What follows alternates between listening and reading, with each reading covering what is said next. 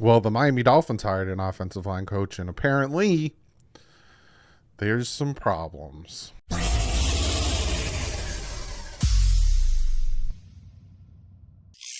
What is up, Fin fans? Miami Dolphins went out. They hired an offensive line coach. Butch Barry is the Dolphins' new offensive line coach, per league sources.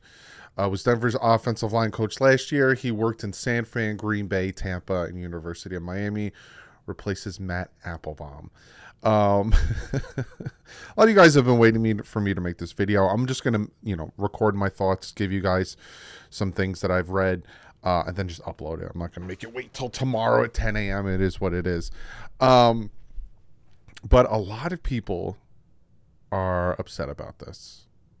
And we're going to talk about it, right? I'm going to go to Chris Kaufman because he had a great thread about Butch Barry, and we're going to read it and then go over it, and I'm going to give you my opinion because Chris Kaufman always comes with the facts, and I always appreciate it. So we're going to do that.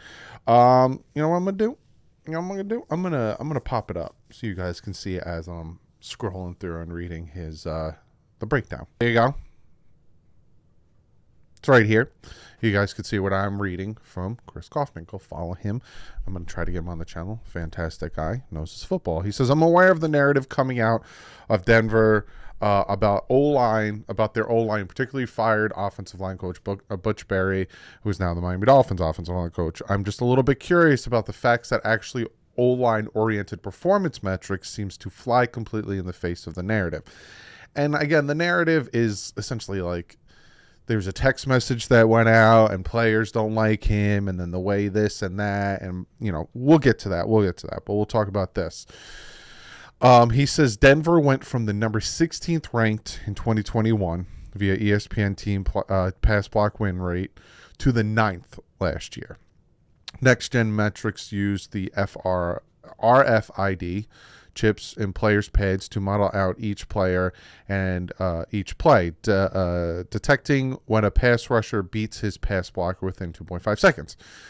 Denver also went from 15th ranked in team run block win rate in 2021 to 4th in 2022. So Denver's offensive line improved in 2022 under Butch Barry, according to ESPN2 primary next-gen stats powered line metrics. So again, you have the rumors out there, and you have the text messages, and you have all this stuff out there saying he's an idiot, doesn't know what he's doing, he's very timid when it comes to his players, this, and that. And then you have facts, and you have stats that he took the 2021 offensive line from 16th, and this year they went 9th in pass block win rate. The offensive line for the Denver Broncos 2021 was 15th ranked in run block win rate. This year, 4th. Huge jumps. So I look at that and I go, I don't give a crap about the other stuff. I like what I'm hearing so far. The analytic-based improvement happened despite the loss of defensive line best O-lineman Garrett Bowles for over 71% of the unit's snaps in 2022. He played 80% of the year before. So again, the best offensive lineman they had in Garrett Bowles for over 71% of the unit snaps in 2022 that he missed. He played 80%. So again, he played more in 2021, and in 2022, better stats. With Russell Wilson holding the ball significantly longer than Teddy Bridgewater did before, the Denver O-line WTD average PFF grade painted a similar picture. Offensive grade ranked 14th in 2021 and 17th in 2022. Pass block grade went from 10th to 15th. Pass block efficiency went from 18th to 16th, and run block grade went from 18 to 15. Again, without Garrett Bowles. If you look at the SIS data hub, you also find that the Broncos' offensive line had the 9th best collective blown block and penalty rate in the NFL in 2022. They ranked 22nd in the same measures back in 2021, yet another analytics-based improvement under offensive line coach Butch Barry. No doubt Denver had reasons for firing Butch Barry in Week 17 after dismissing Nathaniel Hackett. Rumors about Bond players didn't like his style. Some someone sent opinions. Lazy argued that someone sent opinions lazily argue the Broncos having the worst O-line in the league. Everyone needs to scapegoat for Russell Wilson's struggles. But when you have this much disagreement between data and lore, it bears investigation. The answer may not be what people think. Analytics and advanced metrics will never tell the complete story, but neither do locker room rumors perpetuated by team insiders. Dolphins coaching staff has a lot of redundancy in O-line coaching. Jean Paul was once O-line coach, now as assistant. He's an assistant. Mike Pearsons was a longtime O-line coach in San Francisco, now also an assistant. Frank Smith is a former offensive line coach. Teron Armstead is practically an offensive line coach. These redundancies are likely the reason nobody seems to know there was yet another problem brewing with Matt Applebaum until he was dismissed. Miami's offensive line improved in 2022 analytically and otherwise. They got better than tragic play from a few O-lines than no other team wanted.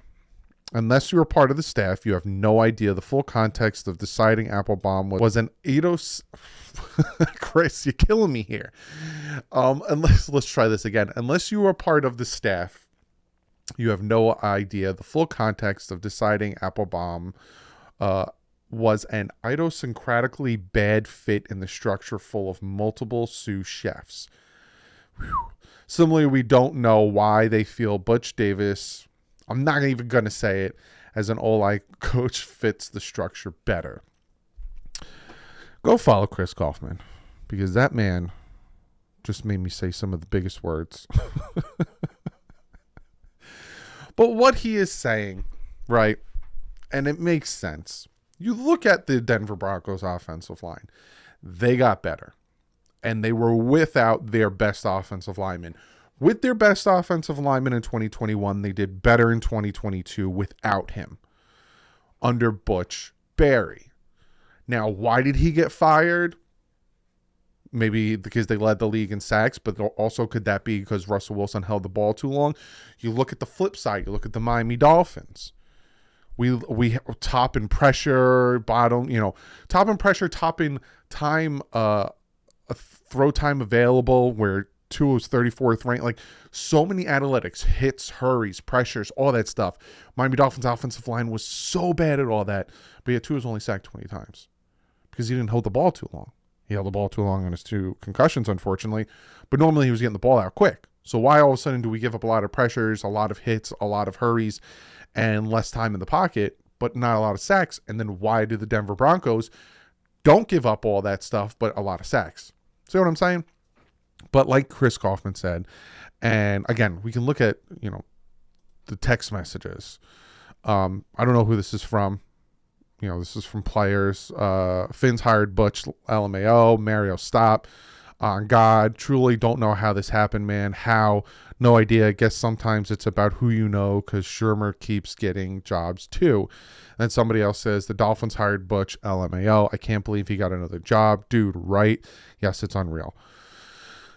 Regardless, right? And again, go if you want for your own, go follow Chris Kaufman, CK Parrott, at CK Parrott. Go follow him. That thread is fantastic. I went through it with you guys, talked about how the Broncos got better, all the analytics, like he said, but then you have the rumors of why he got fired, that the players didn't like him, and they didn't like how he talked to them, and he would be very passive aggressive with them, and this and that. Will he pan out? I have no idea. I'm a wait and see type of person. But if he does to the Dolphins offensive line what he did to the Denver Broncos offensive line, I'm fine with that, because he made them better without their best offensive lineman. But we'll see. We'll see how this all pans out. He's, per sources, going to be hired. Butch Barry, that's a name.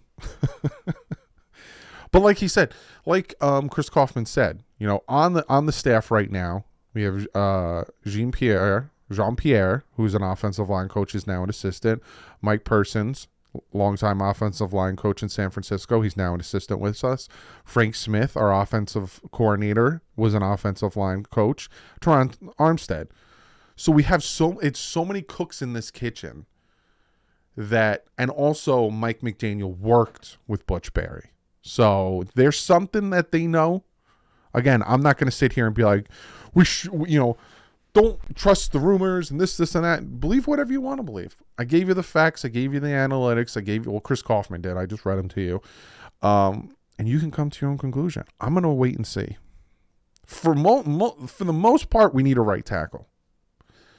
Worst case, Austin Jackson go to left guard if he gets better, because I think he wasn't bad at left guard. But we need a right tackle.